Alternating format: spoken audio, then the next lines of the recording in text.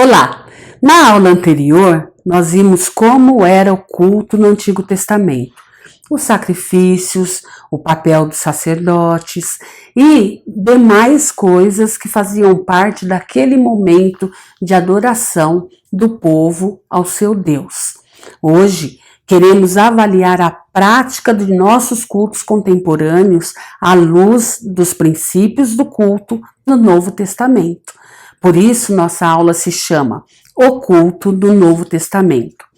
Vamos também refletir sobre os diversos cultos que se presta a Deus em nossos dias e verificar que há algumas coisas primordiais que os cristãos primitivos praticavam e que estão sendo esquecidos hoje em dia.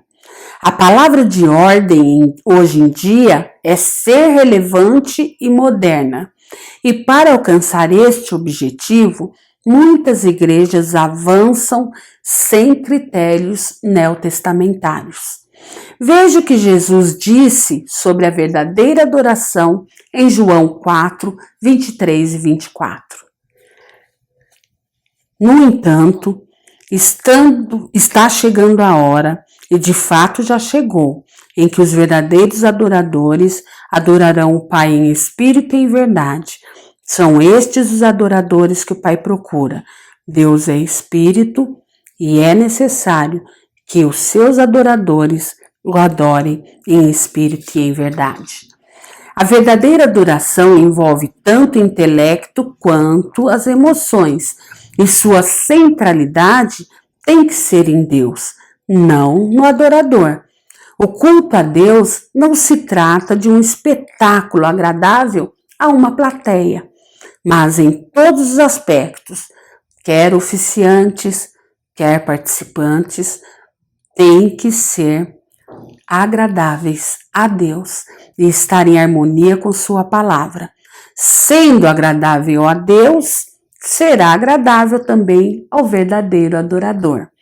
Os cristãos primitivos viam o culto como uma atividade diária e constante, quer dizer, fazia parte de suas vidas. Não era algo que você dizia assim, hoje vou fazer isso, vou lá cultuar a Deus. Mas você já estava cultuando ao abrir seus olhos. Vejamos Atos 2, 46 e 47.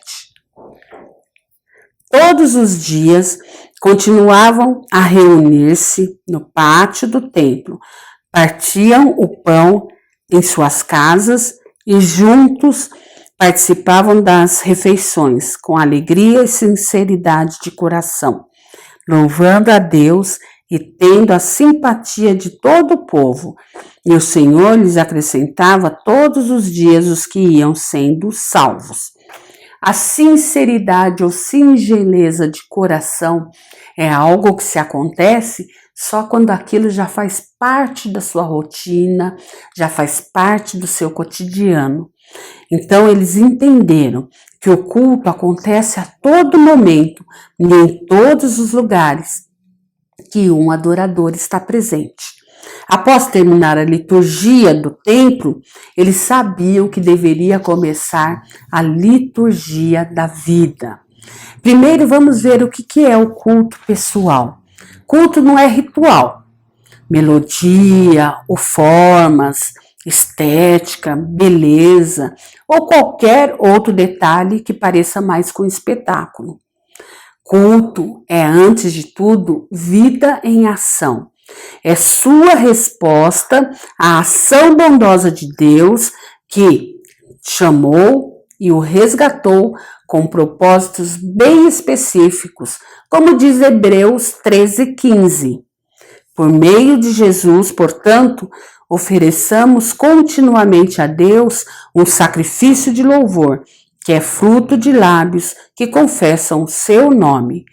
Cultuar, então, é consequência natural, no sentido de normal, de quem tem comunhão com Jesus e reconhece o seu sacrifício na cruz como um grande presente que não se pode pagar, mas pode se retribuir com dedicação de vida, fazendo o bem, cuidando dos necessitados, se importando com o que é feito para o engrandecimento do reino de Deus.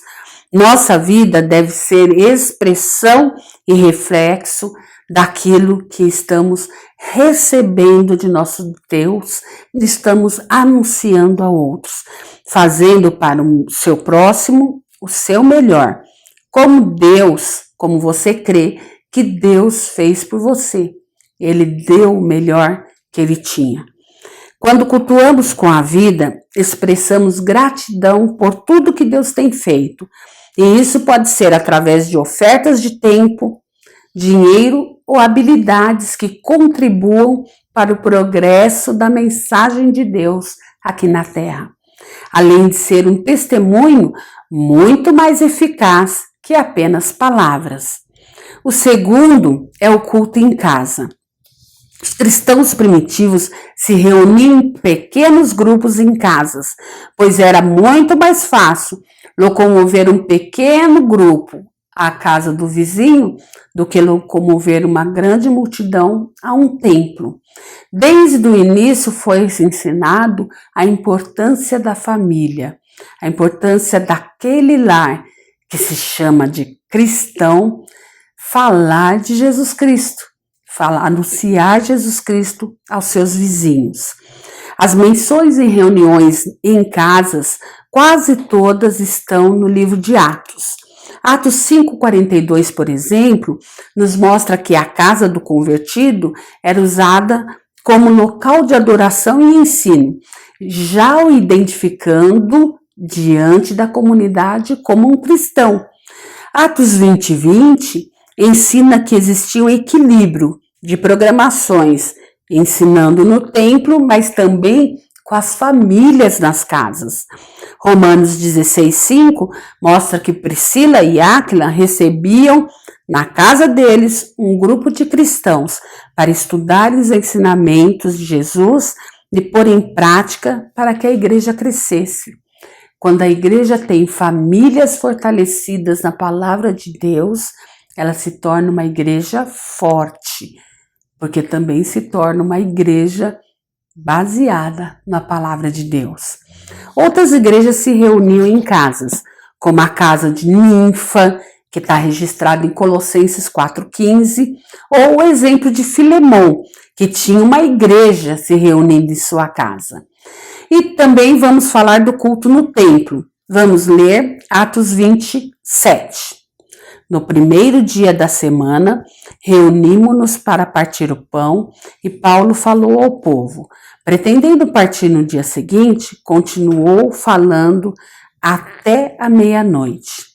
O primeiro dia da semana foi algo que ficou muito simbólico para os cristãos primitivos e para nós hoje, porque caracteriza a importância primordial e nos lembra também da ressurreição de Jesus Cristo, nosso Senhor.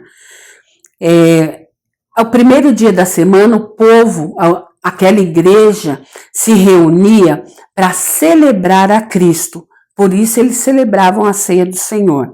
Essa celebração era entendida como um ato de comunhão com o Senhor Jesus e com os irmãos. É um símbolo de que acreditavam e de que estavam unidos num único propósito. Vamos ler 1 Coríntios 16:2. No primeiro dia da semana, cada um de vocês separe uma quantia de acordo com a sua renda, reservando-a para que não seja preciso fazer coletas quando eu chegar. O apóstolo Paulo orienta a igreja de que os irmãos estivessem contribuindo com a obra de maneira sistemática. Não quer dizer que você não possa contribuir com a obra de Deus aqui na Terra em qualquer outro dia da semana, mas a ideia é que seja algo sistemático, com foco, com rotina, com persistência. Sempre com a ideia de que a prioridade é adorar a Deus com esta atitude que você está fazendo, mesmo sendo algo prático. Vamos ler Hebreus 10, 24 e 25. E consideremo-nos uns aos outros para incentivar-nos ao amor e às boas obras. Não deixemos de reunir-nos como igreja, segundo o costume de alguns, mas encorajemo-nos uns aos outros, ainda mais quando vocês veem que se aproxima o dia. O grande dia, o dia da volta de Jesus Cristo, pode estar chegando, mas é muito importante que os cristãos não tenham medo desse acontecimento, mas se preparem dia a dia com tudo o que o apóstolo Paulo e os outros escritores sacros escrevem na Bíblia. As reuniões do princípio não tinham interesse evangelístico. A ideia era encorajamento mútuo, adoração e ensino que revertesse em evangelismo pessoal. Quando estamos reunidos, um encoraja o outro e todos são edificados. A partir do momento que você está mais encorajado e mais edificado, está mais fortalecido, você consegue anunciar de uma forma clara, contundente, relevante a nova vida que você encontrou em Jesus Cristo e que você quer apresentar aos seus conhecidos. Conforme Atos 2, o evangelismo era feito no contexto da vida diária, e não como alguns hoje pensam, que é só levar o amigo da igreja e o pastor, com a sua habilidade de oratória, com a ajuda do Espírito Santo, o convence de que ele deve se render a Cristo. A igreja primitiva não pregava coisas que agradassem os ouvintes, mas coisas necessárias para a edificação de cada um, a fim de aprenderem a viver para agradar a Deus. O culto público é a semelhança mais próxima do que nós podemos ter do céu, enquanto estamos aqui na terra. Então é necessário que você ame o culto público, porque você diz que quer ir para o céu um dia, e como será se você não tem prazer em estar junto com o povo de Deus? Os elementos do culto primitivo eram basicamente os mesmos que praticamos. Primeiro, a leitura da palavra, a leitura e pregação da palavra. Segundo Timóteo 4:2, apóstolo Paulo instrui a Timóteo, nos instruindo hoje também. Pregue a palavra, esteja preparado, a tempo e fora de tempo. Repreenda, corrija, exorte com toda paciência e doutrina. É necessário que as verdades profundas da fé sejam explicadas e esclarecidas. Os novos cristãos precisam de orientações sobre como viver esta nova vida. E os cristãos antigos precisam muitas vezes de consolo, de ânimo e de correções, quando as dificuldades da vida se apresentam. O ensino da palavra de Deus é regulador das atitudes dos cristãos. Por isso é de suma importância e essencial. Pregar é tornar conhecido o nome de Deus. Ninguém consegue adorar a um Deus sem conhecê-lo. O segundo é a oração. Paulo ainda orienta Timóteo e a nós também em 1 Timóteo 2:8. Quero, pois, que os homens orem em todo lugar, levantando mãos santas, sem ira e sem discussões. As orações devem ser dirigidas a Deus, partindo de um coração que crê e conhece em quem crê. Orar em todo lugar, levantando mãos santas, sem ira e sem discussões, é orar com o coração cheio de Deus, com o coração cheio de gratidão e com o coração cheio de disposição de agradá-lo. Assim pode agradecer, você pode pedir, você pode adorar, sempre sabendo que está fazendo o melhor em todo lugar e em todo tempo para engrandecer a Deus, através também da oração. O terceiro são os hinos e cânticos espirituais. Colossenses 3,16 diz: habite ricamente em vocês a palavra de Cristo.